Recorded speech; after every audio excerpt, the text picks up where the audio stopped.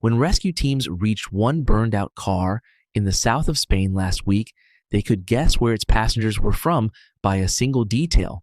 The steering wheel was on the right side, the way cars are built for British roads.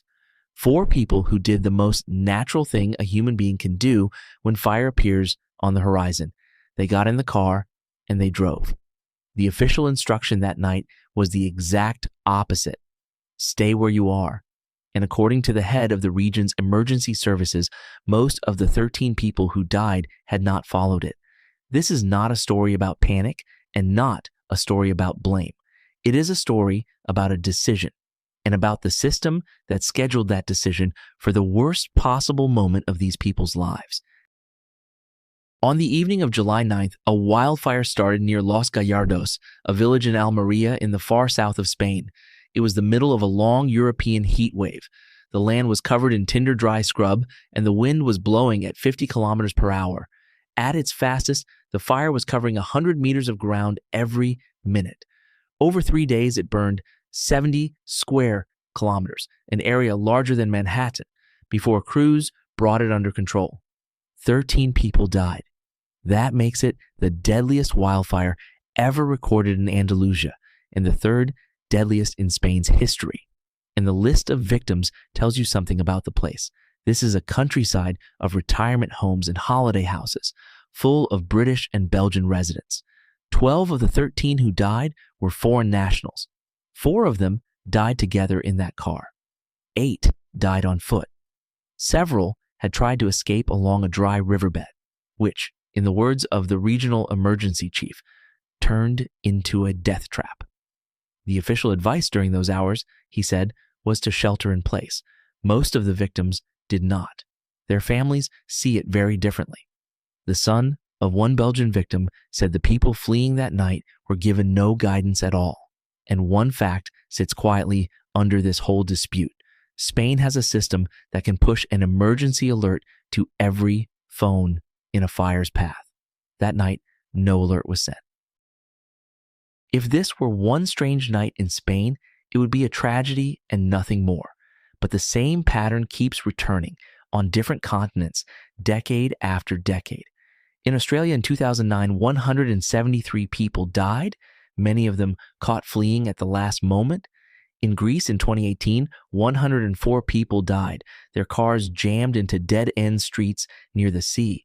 In California that same year, the town of Paradise lost 85 people as thousands tried to escape down a single jammed road. And in Hawaii in 2023, 102 people died in Lahaina, many of them in their cars. Different continents, different fires, and the same signature every time. People die while they are moving, and they are moving because they left too late. And afterwards, officials say some version of the same sentence. They should have stayed, or they should have left much earlier. So the question worth asking is not why people disobey. It is, why does surviving a wildfire come down to this choice at all? Look at what that choice actually demands. Think about what that person is holding. No training, smoke in the air, a few minutes of information, and a million years of instinct screaming, run. In that state, they are asked to weigh 2 options whose real odds they cannot see. Fire science knows those odds. A late escape is often the deadliest thing you can do. The open road is where fire catches people, and a dry riverbed is not a way out. It is a channel lined with fuel. Sheltering in a solid building for the minutes it takes the fire front to pass is very often the survivable option. But that knowledge lives in research papers. The instinct lives in your body. In the moment, instinct wins. For the instruction, stay to beat instinct, it has to arrive with trust already attached, and trust is built years earlier or never. Australians who live with fire grow up rehearsing their plan. A British retiree in a Spanish valley has rehearsed nothing. To them, stay where you are is not wisdom. It is a stranger's voice asking them to stand still while the horizon burns. And then there is the delivery. Spain has had a national alert system since 2023, the kind that pushes a message to every phone near a cell tower, no app, no sign up. That night, the system stayed silent and this was a decision, not an oversight. Officials later explained that different areas needed different instructions, some to evacuate, some to shelter, and one broad message might have confused people. Yet targeting is exactly what this technology is built for. It can send different messages to different valleys, tower by tower. Instead, the warnings traveled the oldest channel there is: mayors and police officers driving door to door in Spanish through a countryside where many residents speak English or Flemish. There is no villain in this chain. Every link made a defensible choice.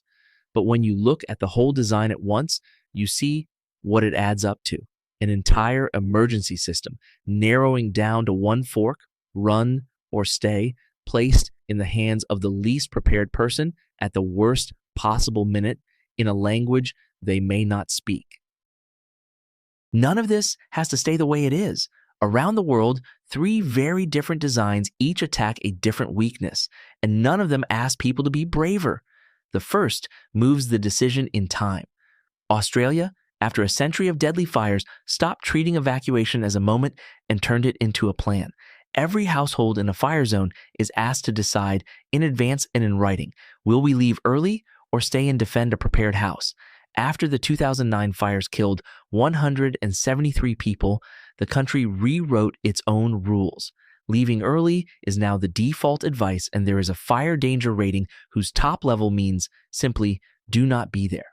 On those days, you leave before there is any smoke to see.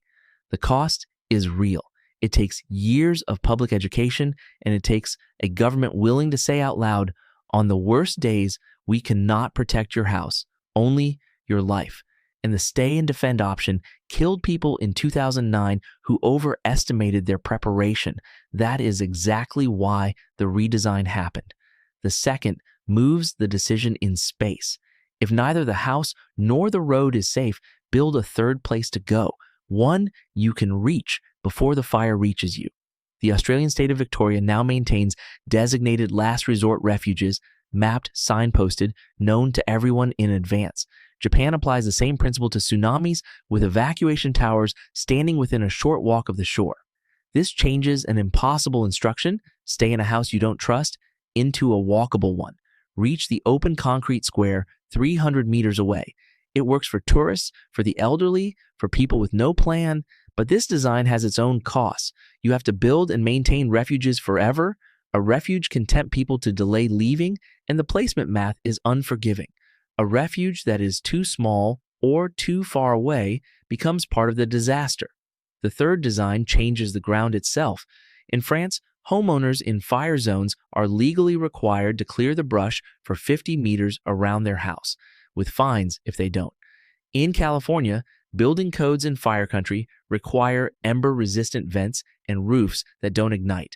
Do both, and the deadly fork softens on both sides. Staying becomes survivable because the house resists burning, and fleeing becomes survivable because the roads are no longer lined with fuel. The trade-off is familiar. Someone has to police millions of private gardens. The cost lands on homeowners every single year. And in a countryside of rentals and holiday homes, it is never quite clear whose job the clearing is. Come back to that car with the steering wheel on the right side. It is easy to read those 4 people as a warning about disobedience. It is more accurate to read them as a measurement of the system itself.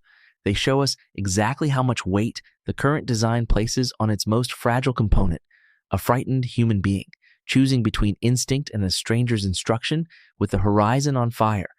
The systems that actually save lives in fires do not produce calmer people. They quietly remove that moment.